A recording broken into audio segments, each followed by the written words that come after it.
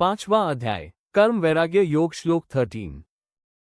सर्वकर्माणि मनसा सन्न्यस्यास्ते सुखवशी नवद्वारे पुरे देहि नैव कुर्वन् कारण।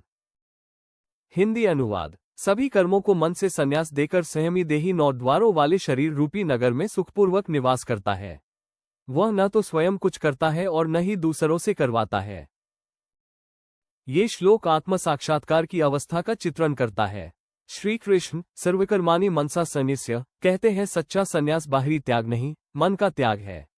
योगी बुद्धि से समझ लेता है कि शरीर, इंद्रियां, मन ये सब प्रकृति के उपकरण हैं। इनके द्वारा जो कर्म हो रहे हैं वे मेरे नहीं, प्रकृति के हैं। जब यह विवेक हो जाता है तो कर्तृत्व का अहंकार मिट जाता है। वशी इंद्रियां पुनर्तः वश में है। मन चंचलता छोड़कर स्थिर हो गया है। नवद्वारे पुरे देही शरीर को 9 द्वारों वाला नगर कहा गया है।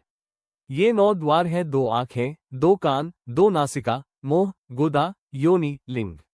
जैसे नगर में निवास करने वाला मनुष्य नगर के कार्यों को अपना नहीं मानता, वैसे ही देही आत्मा शरीर के कर्मों को अपना नहीं मानता। नैव कुर्वन् कारण सबसे गहन सत्य यही है।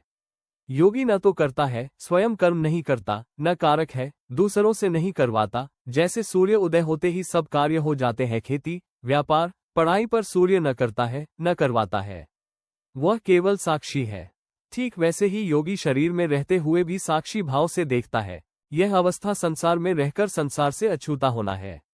गृहस्थ हो या सन्यासी, जब विवेक जागृत हो जाए तो कर्म बंधन नहीं बनते। गीता का संदेश है संन्यास का अर्थ संसार त्याग नहीं, अहंकार त्याग है। जब मैं कर रहा हूं का भ्रम मिट जाए तब वही कर्म मुक्ति का मार्ग बन जाता है। यही साक्षी भाव की पराकाष्ठा है।